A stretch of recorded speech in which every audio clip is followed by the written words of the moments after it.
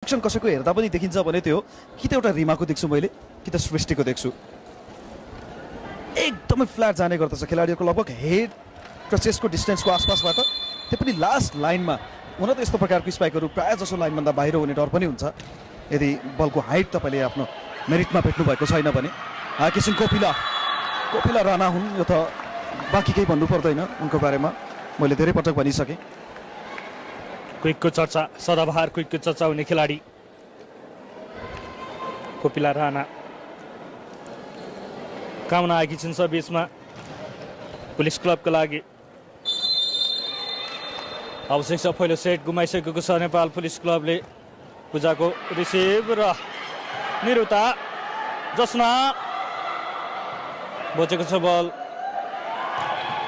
Chance हुनेछ यहाँ। जसमा पूजा थारूको पुनः पनि आएको छ यहाँ। पूजा थारू र अङ्क प्राप्त गरेको छ एपिएफले।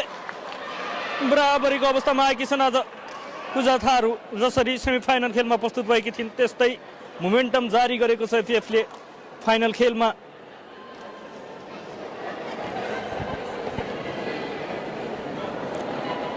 सर्भिसमा पूजा थारू,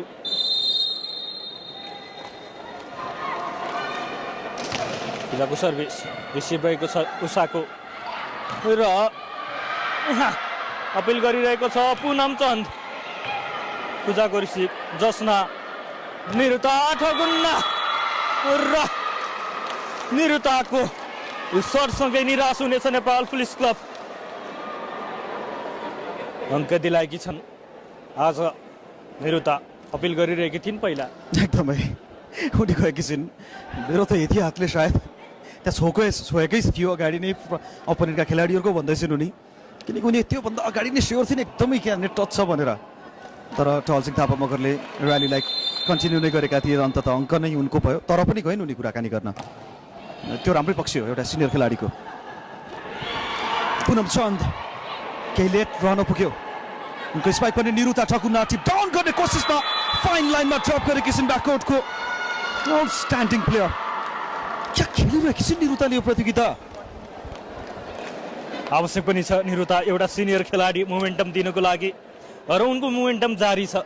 जसरी अन्त्य गरेकी थिइन् त्यसरी सुरुवात गरिरहेकी छिन्। सेमिफाइनल खेलमा त्यो कोसिस जारी थियो र त्यो अन्त्य भएकै आज पहिलो सेटदेखि नै त्यो मोमेन्टम जारी छ। श्रेष्ठले बसाएकी छिन् जसना, एकपटक फेरि पनि निरुता। अब पनि शान्तिकलाको बाधा उत्पन्न भयो उनको माथि। उषा टेकअप जति राम्रो गरिन् त्यति राम्रोसँग लिन सकिनन्। उषा विस्टरको अङ्क क्याप्टेनबाट पाएको छ पुलिस फोर्सले।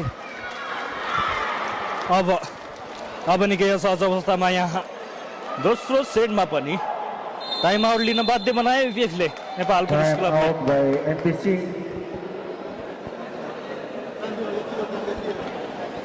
छलफल हुँदैछ यहाँ